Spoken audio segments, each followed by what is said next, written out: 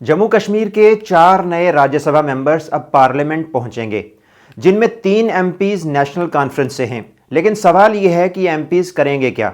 Statehood वापस दिलाएंगे, article 370 का मुद्दा जिंदा रखेंगे या फिर सिंबॉलिक प्रेजेंस बन के रह जाएंगे?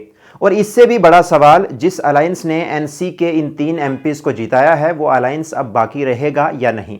क्रॉस वोटिंग हुई है और बीजेपी ने माइनॉरिटी में रहते हुए भी एक सीट पर जीत हासिल की है। तो चलिए इन सब पर बात करते हैं। शुरू करते हैं इस सियासी दांवपेच की दिलचस्प कहानी। सबसे पहले रिजल्ट्स पर एक नज़र डालते हैं। 4 सीट्स के लिए हुए इस मुकाबले में नेशनल कॉन्फ्रेंस ने 3 सीट्स जीती हैं। चौधरी मोहम्मद रमजान, सज्जाद किचलू और शम्मी ओबराय। भारतीय जनता पार्टी ने 1 सीट पर जीत हासिल की। सत शर्मा जेएंडके बीजेपी प्रेसिडेंट, जिनको मिले 32 वोट्स। एनसी के चौथे कैंडिडेट इमरान नबी डार, सिर्फ 22 वोट्स उनको मिले। एनसी की बड़ी जीत लगती है, लेकिन बीजेपी का 1 सीट निकाल लेना, यहीं से खेल शुरू होता है। आप सोच रहे होंगे कि 3 और 1 का सिंपल स्कोर है, तो इतना पॉलिटिकल ड्रामा क्यों? असली सस्पेंस तो नतीजे के बाद शुरू हुआ। उमर अब्दुल्ला का सवाल था कि बीजेपी को 4 एक्स्ट्रा वोट कहां से आए। उनका कहना था कि बीजेपी के पास सिर्फ 28 एमएलए हैं, तो उनके उम्मीदवार को 32 वोट कैसे मिले। वहीं उन्होंने यह दावा किया कि एनसी के 41 वोट इंटैक्ट रहे। वहीं दूसरी तरफ पीपल्स कॉन्फ्रेंस के चीफ सज्जाद लोन ने कहा कि यह एनसी और बीजेपी के बीच एक फिक्स्ड मैच था। उनका कहना था कि एनसी को तीसरी सीट जीतने के लिए सिर्फ 28 से 29 वोट्स चाहिए थे, लेकिन उन्होंने अपने तीसरे कैंडिडेट को 31 वोट दिए। क्यों? ताकि उनका चौथा उम्मीदवार हार जाए और बीजेपी को 1 सीट मिल जाए। आखिरी वक्त में कांग्रेस और पीडीपी ने क्या किया, इस पर भी एक नजर डालते हैं। नाराजगी के बावजूद कांग्रेस ने बड़े मकसद को देखते हुए बीजेपी को रोकने के लिए अपने 6 वोट्स एनसी को दे दिए। वहीं पीडीपी सदर महबूबा मुफ्ती ने भी एनसी कैंडिडेट्स को सपोर्ट दिया और जीतने के बाद मुबारकबाद दी, मगर उनका सपोर्ट शर्ती यानी कंडीशनल था।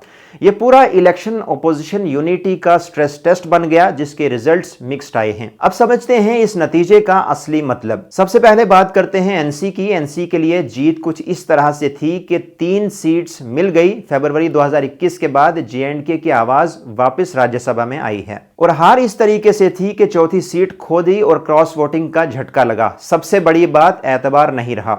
वहीं बीजेपी के लिए ये एक मॉरल विक्ट्री है। आर्टिकल 370 हटने के बाद पहली बार राज्यसभा में दस्तक।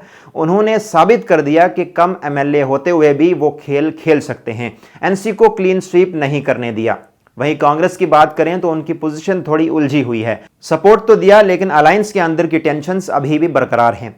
क्या यह अलायंस आगे भी चलेगा? यह सवाल अभी भी बरकरार है। अब सबसे जरूरी सवाल, ये 3 एनसी एमपीज दिल्ली में क्या करेंगे? उनकी पहली प्रायोरिटी होगी स्टेटहुड की बहाली। चौधरी रमजान और सज्जाद किचलू ने वादा किया कि वो स्टेटहुड और स्पेशल स्टेटस की बात को पार्लियामेंट में जोरों शोर से उठाएंगे।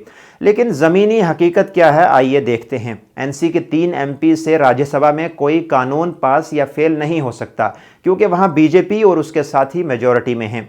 तो वो क्या कर सकते हैं? वो पार्लियामेंट के प्लेटफॉर्म को इस्तेमाल करेंगे, डिबेट्स में हिस्सा ले सकते हैं, सवालात पूछ सकते हैं, जम्मू कश्मीर के मसाइल जैसे जॉब्स, जमीन का हक और सिक्योरिटी पर आवाज बुलंद कर सकते हैं।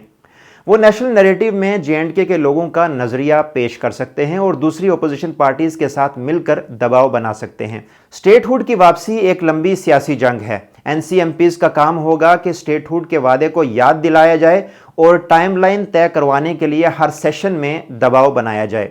इस इलेक्शन के बाद जम्मू कश्मीर में आगे क्या हो सकता है, इस पर एक नजर डालते हैं। सबसे पहले नवंबर में होने वाले बाईपोल्स नगरोटा और बडगाम बताएंगे कि कांग्रेस और एनसी का अलायंस कितना मजबूत है। क्रॉस वोटिंग की तहकीक की अगर हम बात करें तो एनसी जरूर पता लगाएगी कि वो 4 एमएलए कौन थे। इससे आने वाली वोटिंग और सीट शेयरिंग पर भी सीधा असर पड़ेगा। बीजेपी का अगला कदम अगर हम देखें तो बीजेपी ने दिखा दिया कि वो मिनिमल रिसोर्सेज से भी मैक्सिमम गेन निकाल सकती है। उनका अगला फोकस नगरोटा सीट पर हो सकता है। अब आते हैं आपकी राय पर। आपको क्या लगता है, क्या एनसी अपने इन एमपीज के जरिए स्टेटहुड वापस ला पाएगी या ये सिर्फ एक सिंबॉलिक प्रेजेंस रहेगा? कमेंट्स में बताएं, अपना ओपिनियन जरूर शेयर करें। अगर आपको ये वीडियो पसंद आई तो इस वीडियो को लाइक करें, शेयर करें और रुदात को सब्सक्राइब करना ना भूलें। मिलते हैं नेक्स्ट वीडियो में एक और दिलचस्प टॉपिक के साथ।